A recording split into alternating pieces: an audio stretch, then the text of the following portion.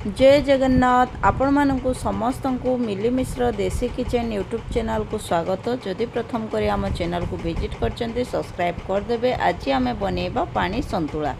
तो प्रथमे आलू को देखंतु मु एमती छोट छोट साइज करिके काटी देइछि। राति रे बतरै देइथिली आ सकाळु एटा करछि पानी संतुला। तो प्रेशर कुकर नबा आलू 83 चना दे दबा अल्प टिके लूण हळदी दे दबा।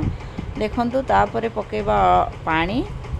एबे आम कौन करवा ताकू सिझेबा छाड़दबा। एबे एपटे सोरस तेल रे सोरिष रसुण सुखा मर्च देकी याकू टिके एमती उल्टा पाल्टा करदबा। भृसंग पत्र पकईदबा तापरे पकईबा टमाटो। सेपटे प्रेशर कुकर रे सिझुची आलू चना। एबे याकू आमे टिके एमती गोलेदबा उल्टा पाल्टा करदबा।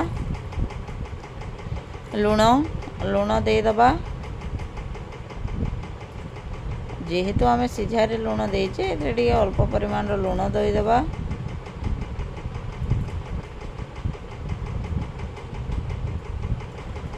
देखंतु एबे आम पकेबा बैगण कखारू याकू मध्य एमती उल्टा पाल्टा करवा। एमती पूरा हाई फ्लेम रे भाजीबा। एबे पकेली आउ टिके हळदी ताको एबे पुणी एमती गोलेबा माने भल भाव रे घांटीबा। तापरे आलू चना को पकई दबा।